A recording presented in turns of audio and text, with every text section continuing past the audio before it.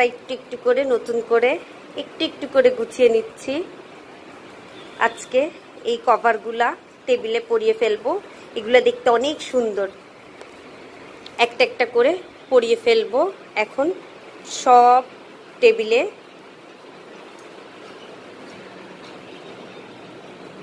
বেশ সুন্দর সুন্দর ডিজাইনগুলো ছিল। যতগুলা দেখছিলাম সবগুলাই নিতে ইচ্ছা করছিল আমার। সবগুলা একটা একটা করে পরিয়ে ফেলছি।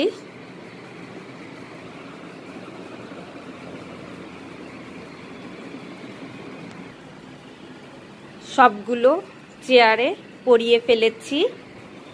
এখন টেবিলেটটা দিয়ে ভাবছি পানি টানি ফেলবে, খাবারের ছেটাপোটাও পড়তে পারে, সেই জন্য এর উপর থেকে একটা পলি দিয়ে দিব। উপরে একটা কভার পলি দিয়ে দিলে আর কিছুই পড়বে না। এখন টেবিলেটটা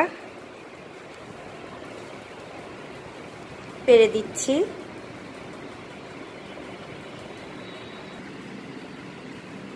বেশ সুন্দর লাগছে। আজকে ডাইনিংটার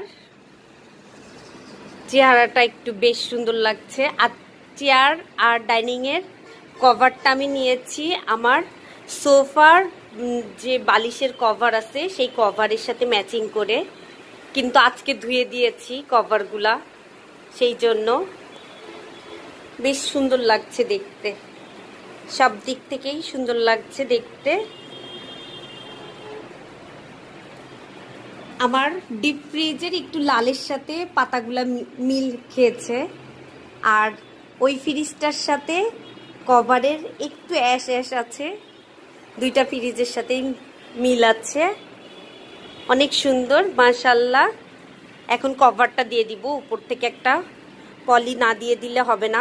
ওইটাও নিয়ে আসছি নতুন, ওইটা দিয়ে দেখি কেমন দেখাচ্ছে।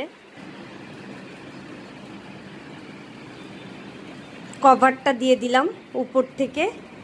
রুহামার ড্রেসের সাথে মিলে গেছে। রুহামা একদম বেশ সুন্দর।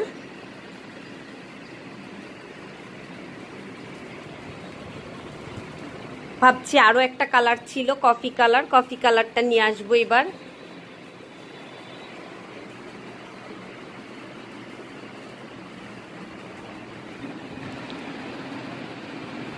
আপনাদের কাছে কেমন লাগছে অবশ্যই কমেন্টস করে জানাবেন।